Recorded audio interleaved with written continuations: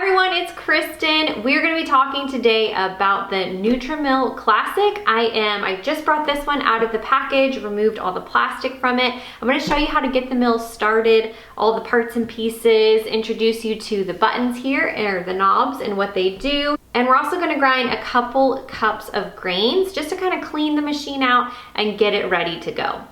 All right, so I pulled the plastic and everything off of this already. Again, this is the NutriMill Classic, which is available in our shop. It's a fantastic grain mill. I've already plugged it in. The plug is here on the back, and so I have that already going. The first thing I want to show you is just some of the parts and things. So it does come with this little packet in your box, and it has an instruction manual, some like a quick start guide, and then an extra little like filter. So definitely keep that stuff on hand. Maybe put your invoice, print out your invoice that you got in your email and stick that in here and keep it someplace safe. If there were ever to be an issue with your mill, there is a warranty on it, and so you would contact the company directly, but you will need your proof of purchase to show that you made a legitimate purchase of the mill. So just keep that in mind. Keep your invoice or your proof of purchase somewhere handy. So this is just a little lid. I like to keep this storage lid on there when I'm not using the mill, just to keep things from falling down in there. We don't need that currently. And then this is our little canister where the flour is gonna go. And so it has a little twist off lid. This rubber seal here can be a little bit sticky when you first get it, and it can be kind of difficult to get off of the canister. But all I did was just grab a little bit of flour on my finger and just rubbed it on this. It'll get easier the more you use it, so this isn't gonna be a concern often, but the first few times you twist this off, it's gonna have quite a tight seal, which is what you want. But rubbing a little bit of flour on there really helps with that. So this is the lid, obviously. This is where the little filter goes. So your replacement filter that I showed you in your little packet. And this little cup is something that just catches the extra flour to keep it from like flying everywhere and that sort of a thing. You're gonna clean this out every single time you mill grains, which just involves dumping it like that. Super simple, but you want to make sure that it is always on your machine when you're using it. So that's the lid of the little canister, and then inside of our canister here, it is going to come with this little plastic ring. And what this is for is to put on the top of your mill here, which basically gives your hopper more space so you can grind a lot more wheat in it. You can grind up to like 5 pounds of wheat at a time, which will give you about 22 cups of flour. So I love that about this machine. So you could, if you're not gonna be making if you're not gonna be grinding a lot of grain at once, you could just leave it as is and then store this somewhere. But for me, I grind a lot of grain, so I'm gonna stick this on and you just kind of whack it into place just like that, and see how that just kind of raises it up so you can fit a lot more grain in there. Let's go ahead and put our canister into our grain mill so we can get ready to grind those grains for the first time. Just go ahead and stick this here, and we're gonna slide it all the way in until it clicks. You hear that click? And then if you look down here on the bottom, there are 2 lines. There's a line that says yes and a line that says no.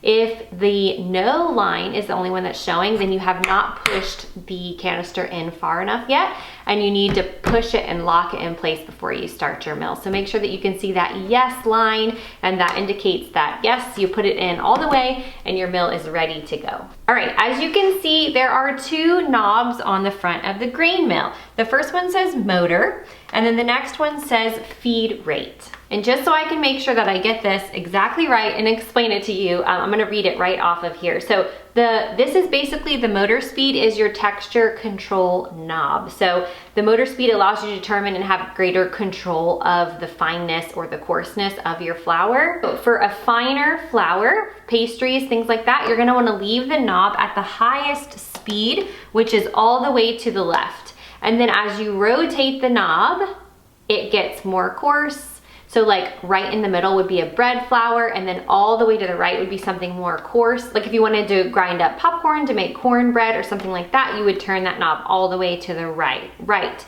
to give you a more coarse grind.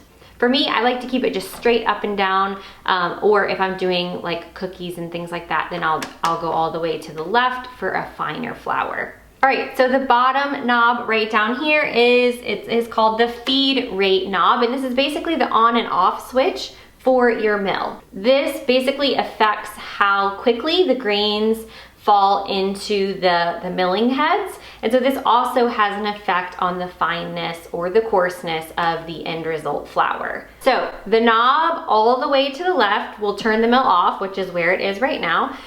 For a finer flour, we're gonna set it to about the 11 or 12 o'clock setting. And then for bread flour, you're gonna set the knob more like 12 to 1. And then for coarser flour, we're going all the way to the right. So very similar to the top knob. So you're gonna kind of mirror this. You can play with these and figure out exactly where you like the grind to be for different things that you're baking. But that's just kind of the general rundown of what those knobs do and how to use them. So when you first pull your mill out, you want to run through 2 cups of grain just to kind of clean the machine out and get it all ready to go. So you're not gonna consume this grain. It's gonna get thrown away, or if you wanna feed it to your chickens, or I don't know, whatever you want to do with it, you can just toss it, but you do not want to bake anything with this grain. So I have my 2 cups of grains here, and I'm gonna go ahead and just pour it into the hopper.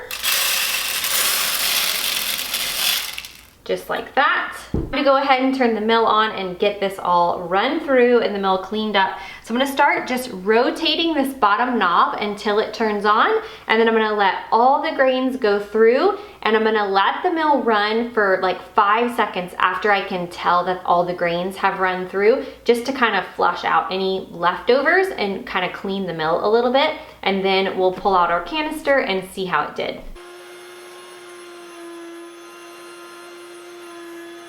All right, so the grains are done. I let it kind of run for just a little bit after I could tell that they were done. And then I'm just gonna pop this canister out just like that. And then let's check it out and see how we did. All right, so everything went through nice. And as you can see, there is a little bit of flour in this little cup. And so that's what I was talking about. We are going to empty that out after every time. I don't have one here with me, but what you want to do is get a pastry brush, and you're not gonna get it wet. You're gonna keep this clean, keep it only for this purpose. You're gonna dust off your mill after you use it with just a clean pastry brush. And then, as I mentioned, let's pop this little thing out, and then there's a little bit of flour in there. The flour's totally clean. Well, it would be if this wasn't our first time using the mill. And then you can just pop that right back on, but use your little pastry brush to brush all this flour in so things stay nice and neat. I do not recommend that you submerge any of this in water. You could wash this in water if you wanted to, but just make sure that it gets really dry before you use it and put flour and things on it, because that can just create a mess. But for this, I really haven't found any reason in my 12 years of milling to wash the lid. It's just not necessary. You can clean out this little filter here as needed, just with water and then letting it dry. And of course there's that extra one for you there. But again, we're brushing it out, we're cleaning it, and then this is the flour. I ground up kamut berries this time, so it has like a really pretty golden color. But I got a really nice fine grind. It looks really, really good. Again, we're not consuming this flour. This is gonna get tossed, but that is a little tutorial on how to use your NutriMill Classic grain mill. If you have any questions, you can let me know and I will be sure to answer them. You can leave comments down below or shoot me an email. And if you're looking to purchase one of these grain mills, I have them available in my shop. I run sales and things like that often, so chances are there's a sale on them right now. If you want to go check that out, I'll have that linked in the description box down below.